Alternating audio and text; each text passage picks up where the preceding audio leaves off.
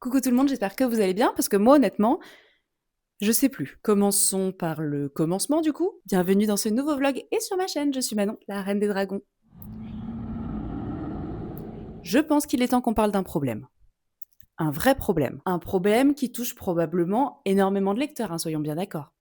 Mais qui est actuellement en train de ruiner ma stabilité mentale et organisationnelle. Bah voilà, je commence des livres, puis j'en commence un autre, puis encore un autre, et à un moment donné, je sais pas, mon cerveau doit décider que, tu sais quoi, terminer un livre, c'est optionnel. Donc aujourd'hui, on commence un vlog lecture un peu particulier parce qu'on va essayer, ensemble, de reprendre le contrôle sur cette mascarade. Oui, oui, t'as bien compris, hein, je t'embarque avec moi dans mes farces. Le but est super simple, hein, on va juste essayer de terminer toutes les lectures que j'ai commencées sans jamais les finir. Enfin, quand je dis toutes, on va rester réaliste quand même, parce qu'actuellement, la situation est grave. J'ai des livres commencés partout. Sur ma table de nuit, dans mon sac, en audio, chez ma mère, et probablement dans une autre dimension aussi. Et le pire, c'est que demain, je commence une nouvelle lecture commune. Donc au lieu d'être raisonnable hein, et de finir ce que j'ai déjà commencé, dans ma tête, il y a un Wistiti qui est en train de faire. Tu sais ce qu'il te faut, hein? Un livre supplémentaire. Je suis dépassée par les événements, d'accord? Le problème, hein, c'est que je suis incapable de rester dans une seule ambiance. Un jour, je veux un thriller, puis le lendemain, je veux un contemporain avec beaucoup d'émotions, ou un cozy mystery, et puis Stephen King me manque, et puis non, finalement, tu sais quoi, je vais lire de la fantasy. Visiblement, je refuse la stabilité, voilà. En ce moment, j'écoute Nous qui avons connu Solange de Marie Vareille, et comme toujours avec cette autrice, je suis complètement happée par son style. J'en suis à la moitié et honnêtement, je vois toujours pas exactement où est-ce que cette histoire veut nous emmener, mais je suis très investie. De toute façon, Marie Vareille, elle pourrait écrire une liste de courses que je serais probablement touchée par sa plume. Ensuite, nous avons La librairie disparue d'Evie Woods que j'ai en poche aux éditions J'ai lu. Je ne passe pas un mauvais moment, d'accord? Je te jure, hein, vraiment pas. Mais est-ce que j'ai envie d'ouvrir ce livre quand j'ai du temps pour lire? Absolument pas. J'en suis à 70% environ. Donc maintenant, c'est personnel. Je dois le terminer. Ça fait trop longtemps là que je le vois chez moi, entamé, et là ça commence à m'énerver. Ensuite, plot twist inattendu dans ma vie parce que j'ai découvert un nouveau genre. Je lis pour la première fois du cozy mystery. J'ai donc commencé un peu sur un coup de tête un soir Ils étaient sept de Sia Larmer aux éditions Le Cherche Midi parce que je savais pas trop quoi lire et ça me tentait pas mal. Et en fait, je comprends le concept. Pire, je comprends l'obsession. C'est cosy, c'est drôle, il y a des meurtres, mais dans une ambiance assez réconfortante, ce qui est une phrase hyper étrange hein, quand j'y repense. Et honnêtement, je me prends vraiment au jeu, j'ai déjà lu les 2 tiers et j'aime beaucoup. Et puis évidemment, hein, il fallait aussi que je décide de souffrir avec Stephen King. J'ai enfin sorti Marche ou crève de ma palle après approximativement 47 ans. J'en suis à la moitié pour l'instant et bah il marche. Hein. Beaucoup, énormément, hein, même. Mais bon, c'est écrit dans le titre, alors pourquoi je m'étonne? Mais en vrai, il y a un truc quand même dans le style de Stephen King qui fait que, même quand il se passe pas grand-chose, je suis quand même contente d'être là. Alors clairement, je pourrais pas lire uniquement ça pendant des semaines, mais j'aime toujours autant son écriture. Et comme si tout ça n'était pas suffisant, demain commence ma lecture commune de The Sea Spinner de Julie Johnson aux éditions Hugo Roman Romantaisie. C'est le 2e tome de The Wind Weaver que j'avais adoré l'année dernière. Et du coup, bah, je peux pas être raisonnable. J'ai trop hâte de voir ce que ça va donner. Ce livre m'a été envoyé par la maison d'édition, donc je les remercie énormément parce que j'avais trop hâte de retourner dans cet univers. Donc techniquement, au lieu de réduire mes lectures en cours, j'en ajoute une. Les décisions intelligentes ne seront pas représentées dans ce vlog. Hein. Vous êtes au courant. Donc écoutez, voilà le programme. Hein. On va essayer de remettre un peu d'ordre dans ce chaos. Est-ce que je vais enfin terminer des livres? Est-ce que je vais tomber en panne de lecture infinie? Est-ce que je vais craquer et commencer encore autre chose avant la fin de la semaine? Les paris sont ouverts, on commence cette catastrophe.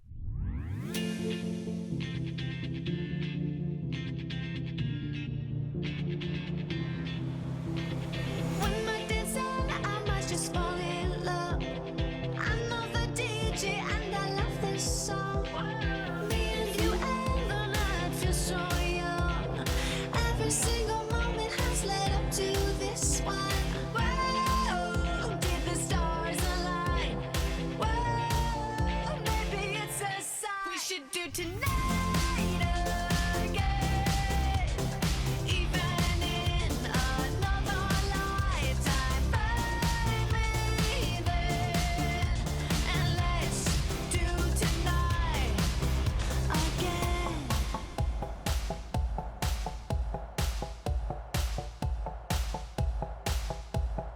First weekday problems are evaporating.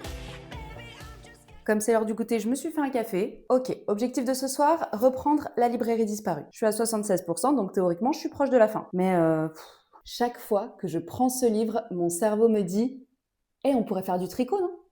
Ou du coloriage?» Et je sais pas pourquoi, parce que j'ai même pas vraiment de reproches à lui faire. On dirait juste qu'on manque, de chimie, quoi.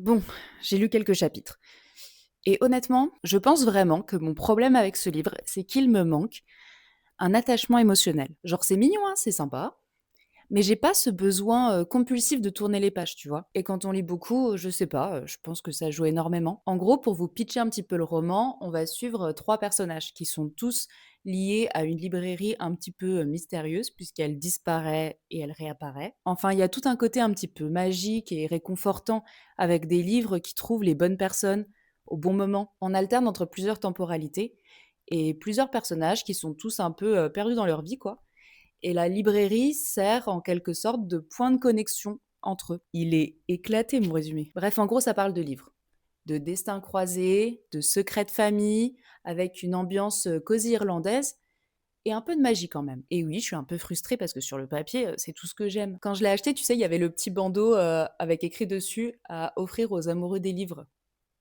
Je me le suis offert à moi-même parce que je me sentais hyper concernée. Mais voilà, je sais même pas quoi vous dire parce que il me manque quelque chose. Mais je sais pas quoi. À chaque fois que je prends mon livre, je me motive à lire un ou 2 chapitres. Normalement, j'ai pas besoin de ça. Là, on dirait que je vais déclarer mes impôts. Et c'est même pas mauvais, hein. Je pense juste que je me sens pas du tout concernée par l'affaire. Je lis, je passe un moment sympa, mais je ressens jamais le besoin de continuer ou de retourner à ma lecture. Genre, aucune obsession. À aucun moment, je me suis dit, il faut absolument que je connaisse la suite, quoi. Du coup, je vis une expérience très plate. Bref, bon, bizarre. Le vrai problème là, c'est que j'ai trop envie de commencer The Sea Spinner immédiatement, alors que ma lecture commune commence demain. Donc techniquement, je devrais attendre. Mais bon, techniquement, je devrais aussi terminer mes lectures en cours avant d'en commencer des nouvelles, hein. Regardez où ça m'a mené.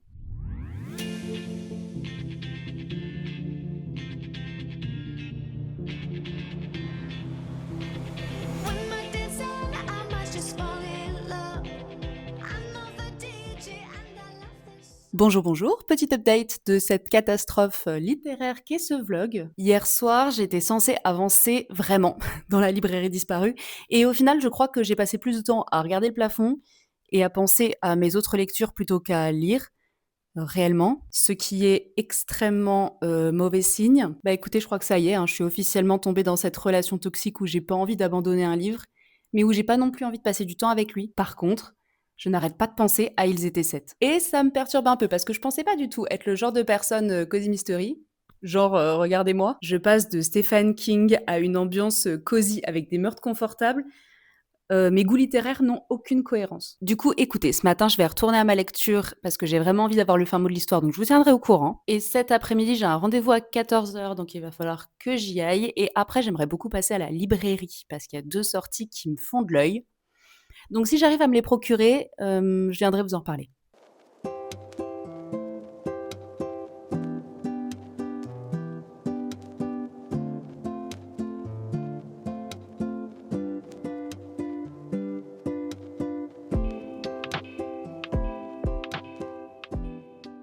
Je suis revenue de librairie. Il fait un temps. En même temps, quand il pleut, moi, j'ai toujours envie d'aller en librairie, hein.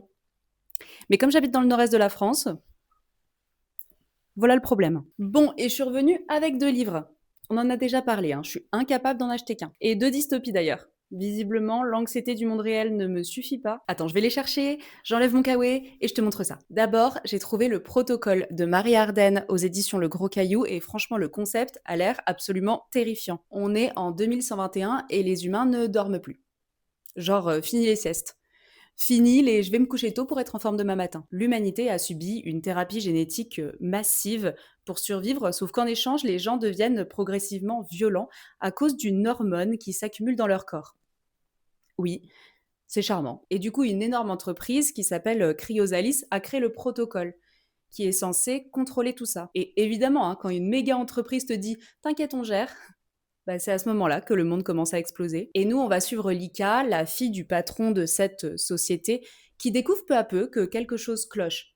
dans tout le système. Donc on est quand même sur une dystopie ultra science-fiction, avec de la manipulation, du contrôle social, une ambiance ultra oppressante, et probablement des gens qui auraient bien besoin d'une sieste et d'une thérapie. Et bon, voilà, j'avoue, ça me faisait très envie. Et autre achat, je me suis également procuré Le Chant des machines de Néfélie Thomas aux éditions Big Bang. Et alors pour celui-là, on est plutôt sur une ambiance l'humanité a voulu jouer avec les robots, et maintenant tout le monde souffre.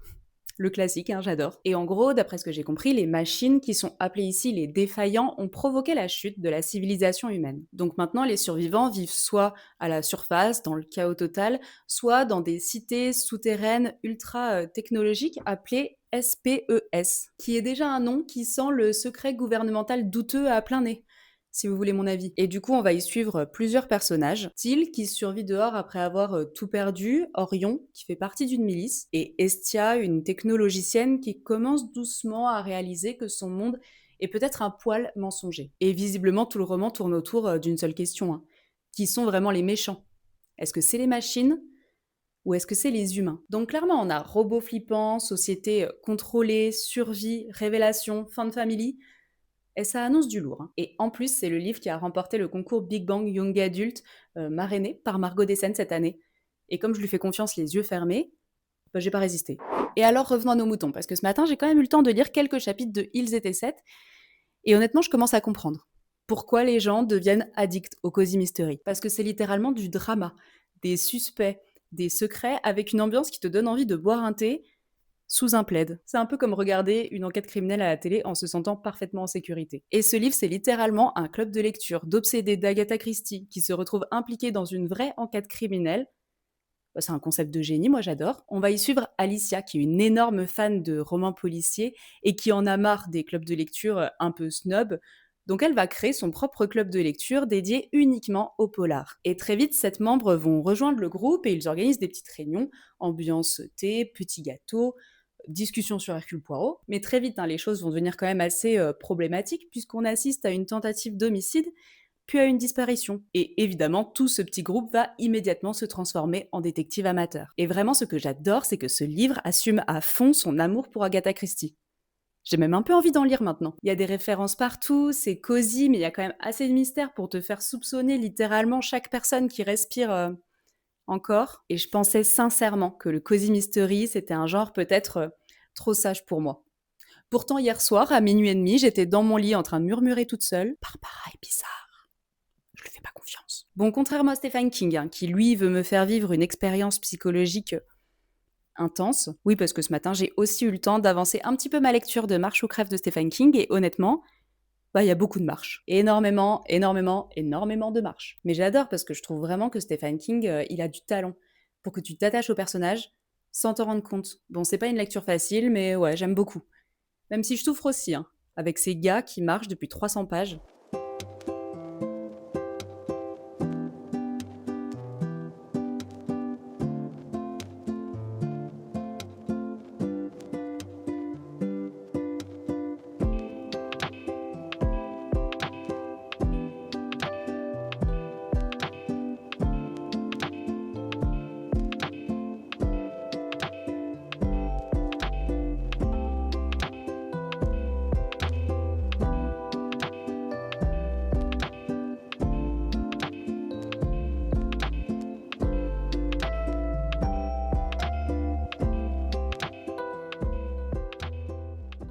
Ok, petit bilan de cette deuxième journée. Est-ce que j'ai terminé un livre?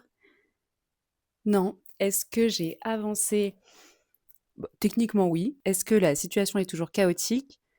Oui, absolument. Mais je passe de très bons moments de lecture. Et je pense que le vrai problème, c'est que j'aime trop varier les ambiances. J'aime pouvoir passer d'un livre avec beaucoup d'émotions à une enquête, puis à de la fantaisie, puis à quelque chose de complètement différent. Et voilà, parfois ça crée juste ce gigantesque chantier littéraire. Mais ce soir commence officiellement la lecture commune de The Sea Spinner et quelque chose me dit que ça va soit relancer ma motivation de lecture, soit empirer considérablement la situation.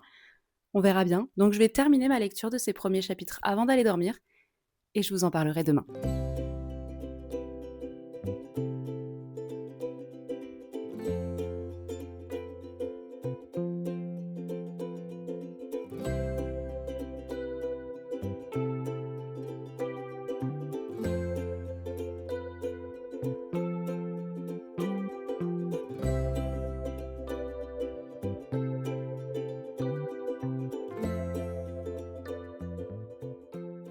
Ok, la lecture commune de The Sea Spinner a commencé. Et bonne nouvelle, j'aime toujours autant cet univers. Mais vraiment, hein, le simple fait de replonger dedans, c'est un bonheur immédiat. J'avais même oublié à quel point l'ambiance me happait vite. Les dialogues, la tension, la magie, je suis déjà réenvoûtée. Bon, par contre, je réalise que j'ai oublié énormément de choses du tome 1, genre les personnages secondaires. Mais qui sont ces gens? J'espère vraiment que ça va me revenir au fur et à mesure de ma lecture parce que là, j'ai un peu l'impression de me remettre à une série 3 ans après le dernier épisode. Mais bon, malgré ça, je sais déjà que je vais être obsédée par ce livre parce que le potentiel est énorme. J'avais tellement aimé le 1 et je réalise seulement maintenant à quel point l'univers m'avait manqué. Donc petit conseil, si vous n'avez pas eu le tome 1 The Wind Weaver, n'attendez plus. Visiblement, le tome 2 a l'air tout aussi bien. Sinon, rien à voir avec ce livre, mais petite anecdote littéraire qui m'a un peu perturbée aujourd'hui. Vous savez, je suis en train de lire La librairie disparue et nous qui avons connu Solange en parallèle. Et aujourd'hui, dans les deux livres, quasiment en même temps, on a abordé le thème de la psychose puerpérale. Alors déjà, moi, j'avais jamais entendu cette expression de toute ma vie. Genre vraiment jamais. Et là, elle arrive 2 fois, à quelques heures d'intervalle, dans 2 livres différents qui n'ont absolument rien à voir. J'ai buggé. Donc évidemment, j'ai fait mes petites recherches parce que moi j'étais là, attendez, pardon, mais qu'est-ce que c'est que ce truc? Et en gros, la psychose puerpérale, c'est un trouble psychiatrique assez grave qui peut apparaître après l'accouchement. Ça peut provoquer des délires, des hallucinations, d'énormes confusions mentales, des comportements dangereux, et donc ça nécessite une prise en charge médicale urgente. Voilà. Eh ben merci Jamy. Bref, tout ça pour dire, imaginez mon état mental maintenant. Quand mes lectures, qui étaient censées être cosy, détentes, me donnent spontanément des cours de psychiatrie postpartum. D'ailleurs, ça me fait penser que je vous ai même pas encore parlé de Nous qui avons connu Solange, alors que je passe un excellent moment. J'ai aimé ce livre dès la première ligne. Et c'était le jour où je suis devenue une meurtrière, j'ai cessé d'aimer les Mirabelles. Et voilà, à partir de là, impossible de décrocher. Le livre suit principalement Célestine, une jeune fille qui naît dans la France rurale du XXe siècle, coincée dans une ferme, dans une époque où être une femme, c'est surtout apprendre à se taire. Sauf que Célestine, elle veut autre chose. Elle veut penser librement, elle veut étudier, elle veut choisir sa vie, ce qui visiblement est considéré comme un comportement très audacieux à l'époque. Et puis, il y a Solange. Mais j'ai pas envie de trop vous en dire sur Solange. Dans tous les cas, le roman alterne entre plusieurs voix, plusieurs époques, plusieurs générations de femmes. Et honnêtement, je trouve que Marie Vareille maîtrise ça d'une façon assez hallucinante. Chaque chapitre donne une nouvelle perspective de l'histoire et on se laisse complètement porter. Bon, on y aborde quand même des thèmes extrêmement durs, comme les violences familiales, la condition des femmes, les traumatismes, mais sans jamais perdre cette humanité incroyable. J'en suis à 80% à peu près, et je suis complètement happée par cette ambiance de saga familiale, pleine de secrets. Il y a des révélations qui arrivent petit à petit, et un suspense, mais permanent. Genre, tu sais que ça va exploser à un moment donné. Bref, c'est une fresque familiale ultra prenante pour l'instant, profondément féminine, parfois révoltante. Je sens déjà que la fin va me laisser en PLS. Au programme ce soir, je donne des cours de cerceau aérien, mais après, je pense que j'aurai pas mal le temps d'avancer dans mes lectures, voire d'en terminer certaines. Donc, je pense que d'ici 2-3 jours, on se revoit et on fait le bilan de tout ça.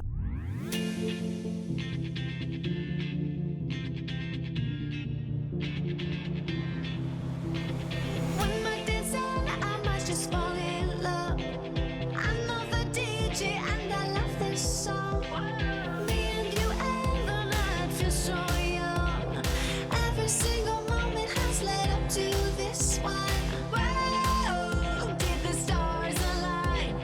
Whoa, maybe it's Bon, ça y est, après une semaine entière à vloguer mes lectures, je peux officiellement dire mission accomplie. Et franchement, le bilan est quand même solide. J'ai donc terminé Ils étaient 7 de Christina Larmer, c'est le premier tome de la saga Le Club des amateurs de romans policiers chez Le Cherche Midi, et franchement, c'était une lecture assez chouette. Et franchement, je suis pas déçue du tout d'avoir découvert le Cozy Mystery parce que c'était hyper facile à lire, très fluide, très addictif. Alors oui, je pense que si le roman avait été un tout petit peu plus court, ça m'aurait pas dérangé.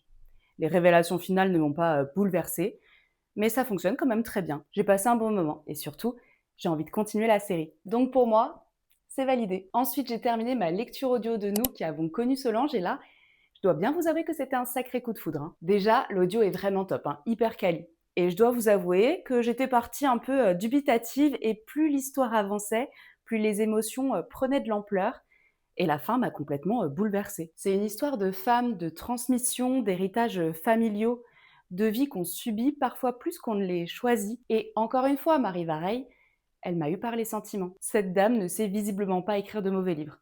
Et c'est agaçant à ce stade. Ensuite, je suis enfin arrivée au bout de La librairie disparue d'Evie Woods aux éditions J'ai lu. Et écoutez, j'avais des doutes. Les doutes étaient fondés. J'avais pourtant eu de bons échos. Mais avec moi, ça l'a pas fait. Alors paradoxalement, je voulais quand même savoir où ça allait, hein, donc c'était pas non plus une torture absolue. Mais qu'est-ce que je me suis ennuyée parfois. Non mais tu sais, je repoussais toujours mes moments de lecture. Et ça, généralement, c'est mauvais signe. J'ai trouvé ça trop long en fait. Il y avait des incohérences qui me sortaient complètement du récit et tout le côté fantastique ne m'a jamais embarqué. L'idée de départ était super pourtant. Mais bon, on peut pas gagner à tous les coups. Et enfin, ça y est, j'ai terminé ma lecture de Marche ou crève de Stephen King aux éditions Le Livre de Poche. Et alors, pour vous résumer rapidement ce livre, parce que je crois que je l'ai toujours pas fait dans cette vidéo, on y suit une compétition totalement dystopique où 100 adolescents doivent marcher sans s'arrêter. En gros, si leur vitesse baisse trop souvent ou s'ils s'arrêtent de marcher, ils sont exécutés. Voilà, grosse ambiance. Merci Stephen. Et franchement, j'ai adoré cette lecture. C'était oppressant, hyper prenant, psychologiquement très fort. Je comprends totalement pourquoi ce livre est culte. Par contre, la fin, Monsieur le King. Pourquoi cette fin ouverte? Pourquoi me laisser comme ça dans le caniveau sans aucune explication supplémentaire? Je déteste les fins ouvertes, vraiment. J'ai besoin qu'on me tienne la main jusqu'au bout, moi. Donc j'ai adoré ce livre. Sauf les dernières pages, ou l'absence des dernières pages, vous voyez ça comme vous voulez, je me suis sentie abandonnée sur une aire d'autoroute. Et sachez que j'ai vraiment bien avancé dans The Sea Spinner de Julie Johnson aux éditions Hugo Roman, que je lis en lecture commune, et petit spoiler, j'adore. Vraiment, j'adore. Je suis pas encore au bout, donc je préfère garder mon avis complet pour plus tard, mais ça sent très très bon cette histoire. Voilà, on arrive au bout de ce vlog et c'était une semaine très réussie quand même, hein, avec de belles découvertes. Une énorme claque, une déception parce qu'il en faut toujours une pour le drama, et Stephen King qui a décidé de jouer avec mes nerfs jusqu'à la dernière ligne. Je crois que si je devais classer mes lectures de la semaine, je mettrais en numéro 1 le livre de Marie Vareille, sans hésiter. Ensuite, Marche ou crève, puis le Club des amateurs de romans policiers, et enfin La librairie disparue, qui ferme la marche avec dignité. Enfin, ce qu'il en reste. Et voilà, c'est tout pour moi. J'espère que ce vlog vous aura plu. N'hésitez pas à venir me voir en commentaire pour me dire si vous avez lu certains de ces livres, si d'autres vous tentent. Si vous voulez discuter avec moi de la fin de Marche ou crève, j'en serais ravie. N'hésitez surtout pas à liker cette vidéo et à vous abonner, ça me fera très plaisir. Et en attendant les prochaines vidéos, je vous souhaite de très belles lectures. Prenez soin de vous et nous, on se retrouve entre deux chapitres. Salut!